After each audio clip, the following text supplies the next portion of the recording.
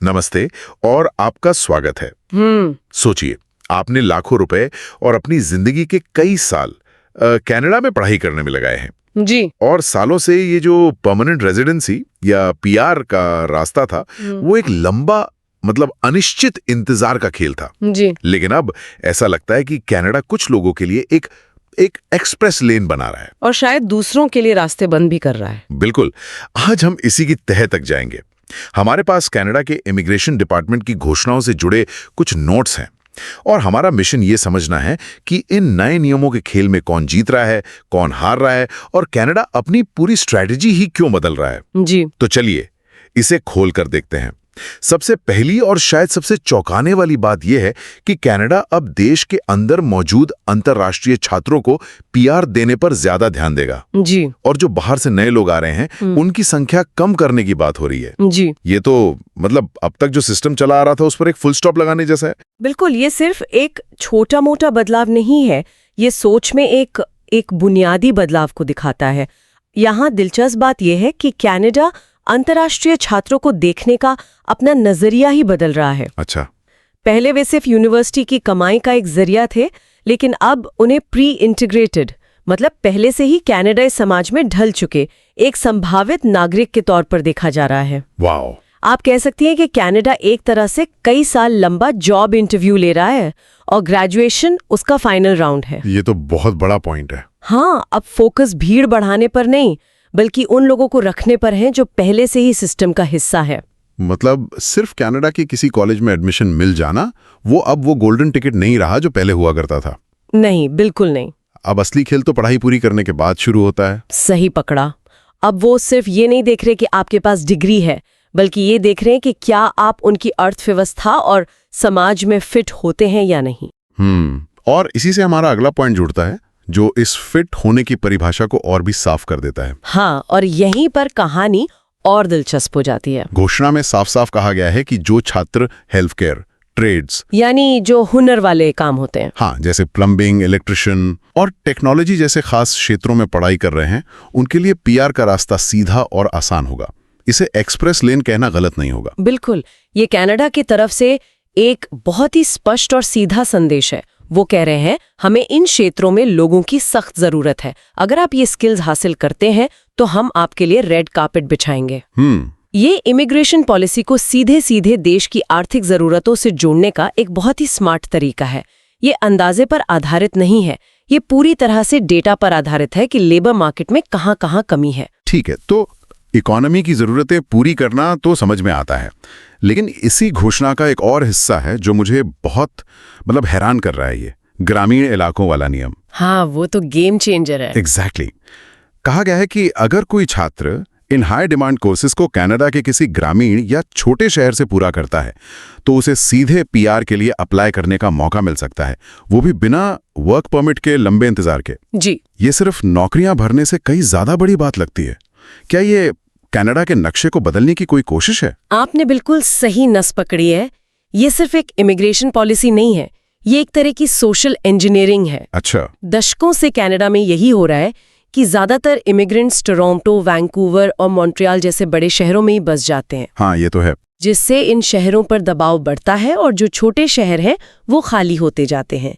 यह पॉलिसी उस ट्रेंड को पलटने की एक सोची समझी कोशिश है। वो टैलेंट को देश के अलग अलग कोनों में पहुंचाकर छोटे समुदायों को फिर से जिंदा करना चाहते हैं और संतुलित विकास को बढ़ावा देना चाहते हैं। तो चलिए इसे एक उदाहरण से समझते हैं। मान लीजिए दो छात्र हैं, अमन और प्रिया। अमन ने टोरंटो से मान लीजिए बिजनेस की डिग्री ली। ठीक है। वहीं प्रिया ने सडबरी जैसे एक छोटे शहर से नर्सिंग का डिप्लोमा किया। पुराने सिस्टम में दोनों को लगभग एक जैसी लंबी और मुश्किल प्रक्रिया से गुजरना पड़ता। जी बिल्कुल। लेकिन इन नए नियमों के तहत हो सकता है प्रिया को अपना पीआर इनविटेशन तब मिल जाए जब अमन का वर्क परमिट आधा भी खत्म ना हुआ हो। हम इतने बड़े बदलाव की बात कर रहे हैं। ये एक बेहतरीन उदाहरण है। यह दिखाता है कि अब आप क्या पढ़ते हैं के साथ साथ आप कहाँ से पढ़ते हैं भी उतना ही महत्वपूर्ण हो गया है। सही बात है। ये फैसला लेने की पूरी प्रक्रिया को ही बदल देता है। ये तो भविष्य में आने वाले छात्रों के लिए एक रोड मैप जैसा हो गया। लेकिन उन हजारों छात्रों का क्या जो अभी वहां हैं, जो इस सिस्टम में बीच में ही फंसे हुए हैं? मुझे लगता है कि उनके लिए सबसे बड़ा डर यही होता होगा कि पीआर की एप्लीकेशन प्रोसेस होते होते कहीं उनका वर्क परमिट ही ना खत्म हो जाए। और ये एक बहुत ही वास्तविक डर है जो हजारों लोगों को रातों को सोने नहीं देता। और इसी चिंता को दूर करने के लिए तीसरा बड़ा ऐलान किया गया है। अब अगर किसी छात्र की पीआर एप्लीकेशन पेंडिंग है और उसका वर्क परमिट खत्म होने वाला है तो उसे देश छोड़ने की जरूरत नहीं होगी। अरे वाह! उसका वर्क परमिट अपने आप आगे बढ़ जाएगा। ये तो बहुत बड़ी राहत की बात है। लेकिन यहाँ मैं थोड़ा सवाल उठाना चाहूंगा। जी पूछिए। ये छात्रों के लिए तो बहुत अच्छा है, इसमें कोई शक नहीं, पर क्या ये सरकार की तरफ से अपनी धीमी प्रोसेसिंग की समस्या पर एक बैंडेड लगाने जैसा नहीं है? असल प्रॉब्लम तो ये है कि फाइलें समय पे प्रोसेस क्यों नहीं हो रही। ये एक बहुत ही वैलिड पॉइंट है और आप इसे उस नज़र से भी देख सकती हैं। ये सिस्टम की मूल समस्या का समाधान नहीं है जो कि प्रोसेसिंग में लगने वाला समय है। वही तो। लेकिन दूसरी तरफ ये इस बात को स्वीकार करना भी है कि नौकरशाही की देरी की वजह से हम उस टैलेंट को खो नहीं सकते जिसने पहले ही हमारे देश में निवेश किया है। ये एक व्यावहारिक कदम है जो कहता है हम मानते हैं कि सिस्टम धीमा है लेकिन हम इसकी सजा आपको नहीं भुगतने देंगे। ये नजरिया भी सही है। ये उन कुशल लोगों को सिस्टम में बनाए रखता है जो पहले से ही टैक्स दे रहे हैं और अर्थव्यवस्था में योगदान कर रहे हैं। तो हाँ, ये एक बैंडेड है लेकिन एक बहुत जरूरी बैंडेड। ठीक है, ये बात मानी। अब आते हैं आखिरी और शायद सबसे टेक्निकल बदलाव पर जो पॉइंट सिस्टम से जुड़ा है। सुनने में आया है कि जिन छात्रों ने कनाडा से पढ़ाई की है उनका CRS स्कोर बढ़ जाएगा। जी। अब जो लोग इस सिस्टम से ज्यादा वाकिफ नहीं हैं उनके लिए क्या आप आसान शब्दों में बता सकती हैं कि ये CRS स्कोर क्या बला है और ये कुछ पॉइंट्स का ऊपर नीचे होना इतना बड़ा गेम चेंजर क्यों है? जरूर।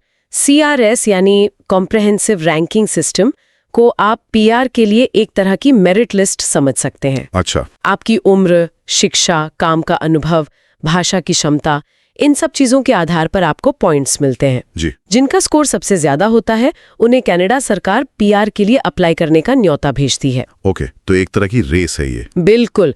और यहाँ एक एक पॉइंट की लड़ाई होती है।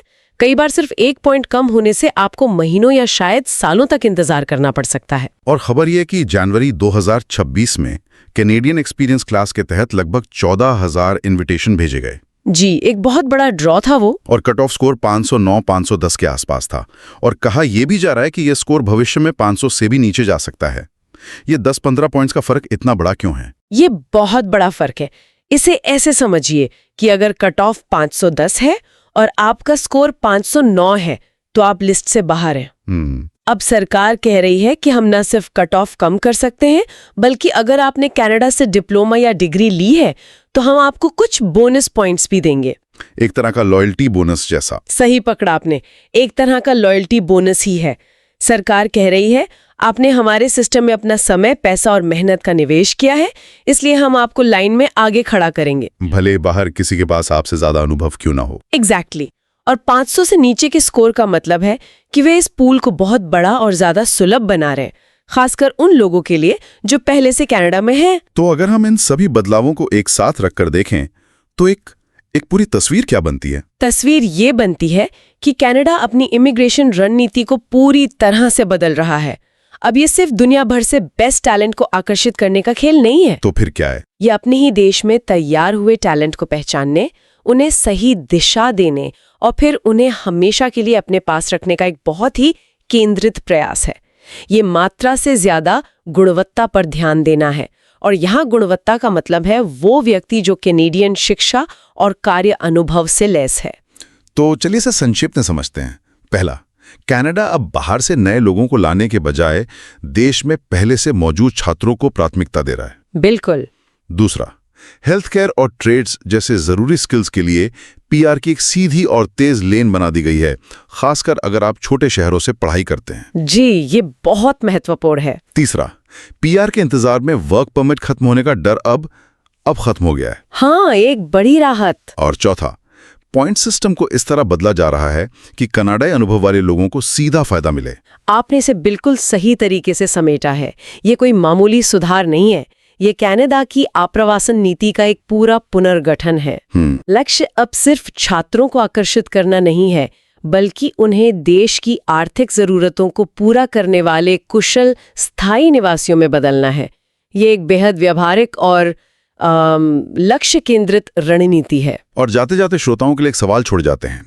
ये सारे बदलाव उन छात्रों के लिए तो बहुत अच्छे लगते हैं जो या तो पहले से कनाडा में हैं या फिर सही कोर्स चुनकर वहां जाने की तैयारी कर रहे हैं। जी, उनके लिए तो ये अच्छी खबर है। लेकिन सिक्के का दूसरा पहलू भी है।